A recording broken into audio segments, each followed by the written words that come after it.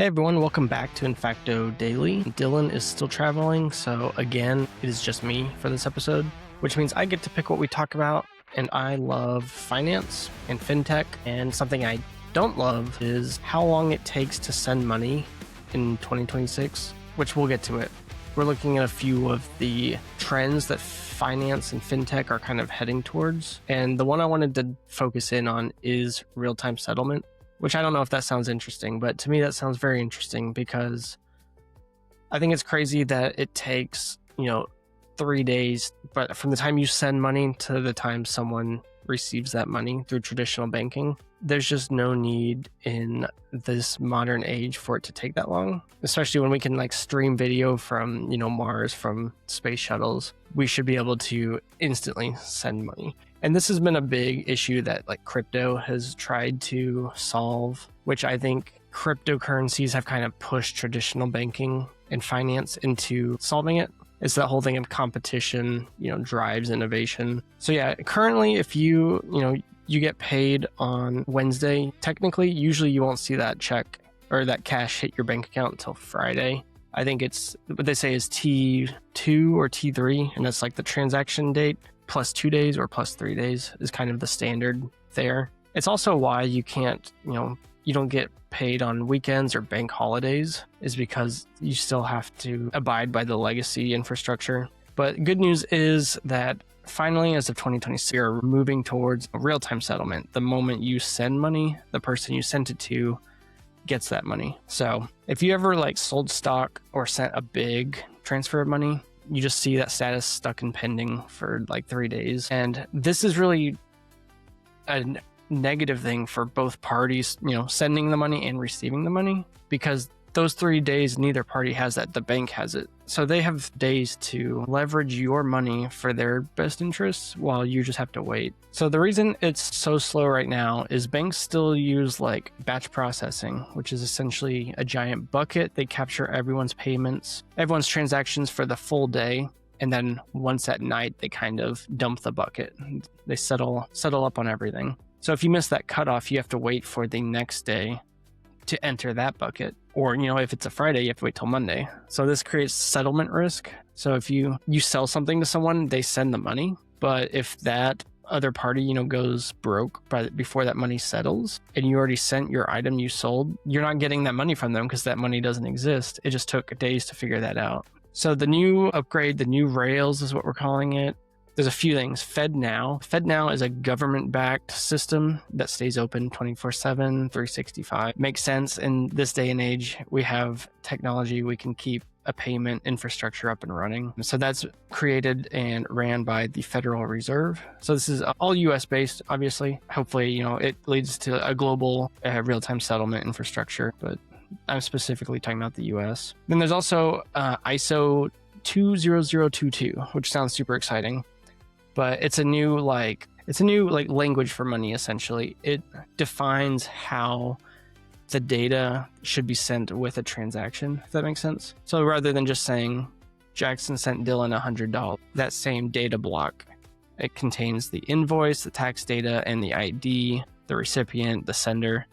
And it's just a modern way to, send money digitally, can send data with it. So this is the new standard that all of the traditional, financial institutions and modern, everyone in finance is switching to. This reminds me a lot of, say, Bitcoin or Ethereum, because they have the blockchain, and part of those transactions, they would have a section where they can send extra data. So it's good to see traditional finance catching up here. So you might be wondering, you might be like me and think, wow, that's amazing. That's so cool. Or you might think, why does this matter at all? You get the money eventually anyways. But there's a few specific instances where it can make a big difference. For example, if you're in the gig economy, if you're an Uber driver or a freelancer, as soon as the job is done, you can get payment for that job. You don't have to, a lot of people do have to take out payday loans to bridge the gap until they get all their money on Friday. But that doesn't really make sense if you think about it. You did the work Monday. The person that is paying you for the work paid you on Monday. So you'll be able to get that instantly. For small businesses, cash flow is the number one reason why small businesses fail. So this will allow them to get their money instantly and stay on top of, say, inventory. You don't have to wait a week to replenish your inventory. And then, you risk a gap period where, your inventory hasn't arrived yet because you had to wait to order it. So just getting quicker access to money lets you stay on top of inventory. And then finally, for investors, same thing. You can exit a position and immediately go for the next position, which this is a smaller issue because most brokerages offer margin accounts and they kind of do this for you, behind the scenes. It feels like you have that money instantly when really, they're loaning you the money and keeping track of it, but you'll be able to do this without margin accounts. So those are the good parts of this. There are, a few potential negatives that we have to talk about. One is these are similar to crypto, if you've ever traded or, used crypto. So the one-way problem. So currently, if you send money to someone, you kind of have a time period where you can cancel that payment. If it's instant settlement, you don't have that time period anymore. So if you get scammed or you send the money to the wrong person, that money's gone. Like they already got that money. It's settled. There's no one waiting to catch it in limbo. So I'm sure we'll figure out some, security around this. I'm not sure of any right now, but, that's something to consider. Also, the liquidity pressure that this adds on banks. They can't wait a week to get their cash ready to pay out all the transactions. They have to keep cash ready 24/7 now. I think this is going to cause banks to not invest as much of their money and have to actually hold cash, which could decrease bank profits. Hopefully this doesn't lead to raising fees across other products to make up for the lack of, having that float that they can be earning interest on while they wait to pay it out.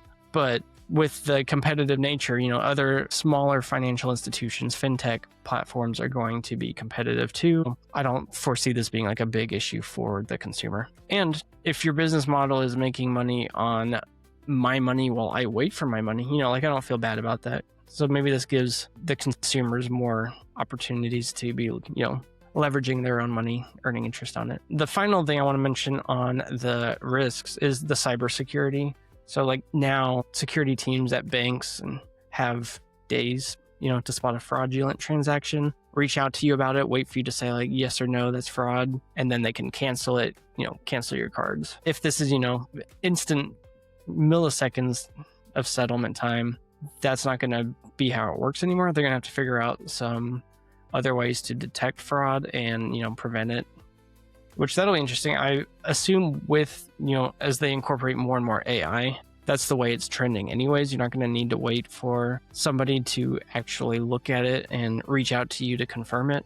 I think the AI models will probably get good enough that they're able to make that decision for you. Hopefully that doesn't cause a bunch of headaches where your payments are getting stopped because the robots think it's fraud when it's not. But we'll see.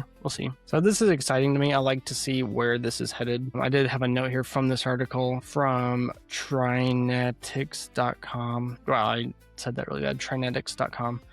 The RTP network, which is FedNow, is like the government-backed infrastructure for this. There's also RTP, which is kind of the private sector version of that infrastructure. And the RTP network recently handled a $10 million corporate liquidity transfer between two institutions. So that's cool. That's good. That's showing us that people are moving towards this infrastructure and it's showing that it's able to support the needs there. So that's really exciting to see. And I think with the continuation of the disruptor companies, the Robinhood, SoFi, adding stuff like this, these features, it's going to force the bigger legacy banks to follow suit if they want to stay competitive. And I think for small businesses, this is huge. You should be able to access your money, as soon as a customer pays you, you should get that money. So I think it's going to be interesting to see the strategies that develop around this and for companies to determine, rather than budgeting on a monthly basis, how does your budget change when you're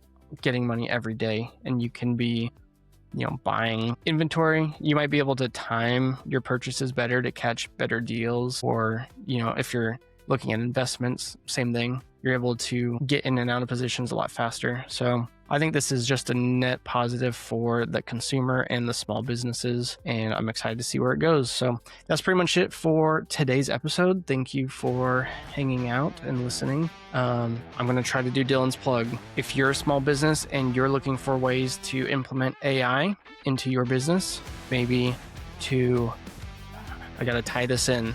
Maybe to look for ways to use your settled cash more efficiently, go to infactodigital.com and sign up for our newsletter. Dylan also does webinars where he, shows small businesses how they can implement AI directly into their business to improve a lot of the daily processes. So check it out. If you enjoyed this episode, the best way to support us is to just recommend it to one person you think would find this interesting or helpful. And, that's how podcasts grow, is one person recommends it to one other person, and eventually the entire world is listening to Infacto Daily. So thanks for listening. See you later.